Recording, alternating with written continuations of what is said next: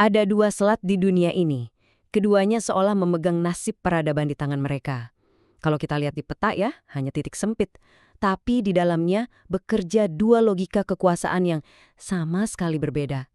Dua kalimat ini bukan sekedar kalimat biasa. Ini adalah dua realitas geopolitik yang sangat kontras. Yang satu dibangun di atas pondasi ancaman. Satunya lagi di atas aliran yang tak henti-hentinya. Mari kita coba bedah lebih dalam. Oke, kita mulai dari sini. Dua selat, dua dunia. Di permukaan kelihatannya kan mirip ya, sama-sama jalur vital. Tapi coba kita gali lebih dalam, kita akan menemukan dua paradigma kekuasaan yang saling bertolak belakang. Pertama, coba perhatikan Selat Hormuz. Bayangkan, sebuah jalur yang sempit, tegang, dan penuh dengan aset militer. Di sini, kekuasaan itu artinya adalah kemampuan untuk mengancam, untuk mengendalikan, dan kalau perlu, ya untuk menghentikan pasokan energi bagi seluruh dunia. Ini adalah kekuasaan yang lahir dari rasa takut. Nah, sekarang kita geser pandangan kita ke Selat Malaka. Ini ceritanya beda banget. Ini bukan titik cekik yang sunyi dan mencekam. Ini adalah arteri yang hidup, yang rame, yang berdenyut. Ini adalah urat nadi perdagangan global yang sudah menghubungkan timur dan barat ya sejak ratusan tahun yang lalu. Disinilah letak perbedaan paling mendasarnya. Yang satu adalah tentang kekuatan untuk menghentikan sesuatu, satunya lagi justru tentang kekuatan untuk memastikan semuanya terus mengalir tanpa henti. Jadi, kalau kita sandingkan, perbedaannya jadi jelas sekali kan? Logika Hormuz itu logika penutupan. Kekuatannya muncul dari ancaman kalau macam-macam saya tutup jalur ini. Sebaliknya, logika Malaka itu adalah logika keterbukaan. Kekuatannya justru lahir dari ketergantungan dunia pada alirannya yang harus, wajib, selalu lancar. Nah, para ahli menyebut jenis kekuatan yang pertama tadi sebagai hard power. Intinya adalah kemampuan untuk memaksa pihak lain lewat ancaman militer. Kekuatan yang basisnya adalah bisa menghentikan, bisa mengontrol, atau bisa menolak akses. Inilah permainan yang sedang dimainkan di Selat Hormuz. Tapi Selat Malaka itu beda. Jalur ini adalah milik bersama. Ada Indonesia, Malaysia, dan Singapura. Artinya apa?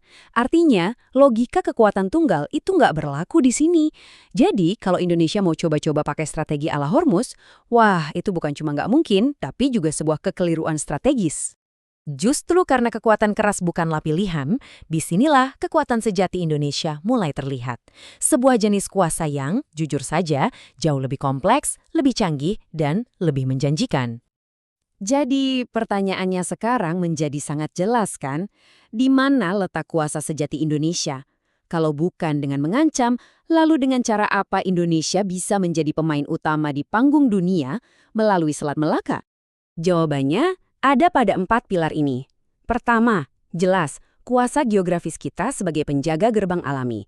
Kedua, kuasa infrastruktur, yaitu potensi kita membangun pusat logistik kelas dunia. Ketiga, kuasa regulasi, kemampuan kita mengatur standar keselamatan dan navigasi. Dan yang paling penting, keempat, kuasa ekonomi, yaitu menciptakan ketergantungan, bukan ketakutan. Oke, dari 4 pilar tadi, mari kita fokus ke satu yang paling krusial, yaitu mengubah peran Indonesia dari sekadar jalur yang dilewati menjadi sebuah pusat yang tidak bisa diabaikan. Data ini menunjukkan realitas kita hari ini dengan sangat blak-blakan. Coba lihat volume lalu lintas kapal di perairan kita itu luar biasa tinggi, tapi perhatikan bar kedua. Nilai ekonomi yang benar-benar berhenti dan tertinggal di Indonesia masih sangat rendah. Sebagian besar nilai itu ironisnya justru berhenti di tempat lain. Kita ini ibarat jalan tol yang rame, tapi rest area kita sepi. Nah, inilah misi besarnya. Bergeser dari posisi pasif sebagai jalur yang cuma dilintasi, menjadi posisi aktif sebagai pusat yang wajib disinggahi. Gimana caranya? Ya dengan membangun pelabuhan kelas dunia, pusat logistik canggih dan ekosistem industri yang membuat kapal-kapal itu punya alasan yang sangat kuat untuk berhenti. Dan ini membawa kita pada kesimpulan akhir. Sebuah perenungan tentang hakikat kekuasaan di era modern ini. Karena pada akhirnya ikatan yang paling kuat itu bukanlah rantai yang ditempa dari rasa takut. Bukan, ikatan terkuat adalah ketergantungan mutualisme. Dalam jangka panjang, menjadi pihak yang sangat dibutuhkan itu jauh lebih berkuasa daripada menjadi pihak yang hanya ditakuti.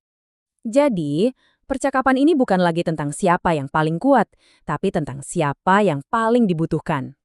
Kekuatan sejati Indonesia di Selat Malaka tidak akan pernah datang dari kemampuan untuk menutupnya. Kekuatan itu akan datang dari kemampuan untuk membuat dunia tidak bisa melewatinya tanpa singgah, tanpa berbisnis, tanpa berinteraksi dengan kita. Indonesia tidak harus menguasai. Indonesia hanya perlu menjadi yang dibutuhkan.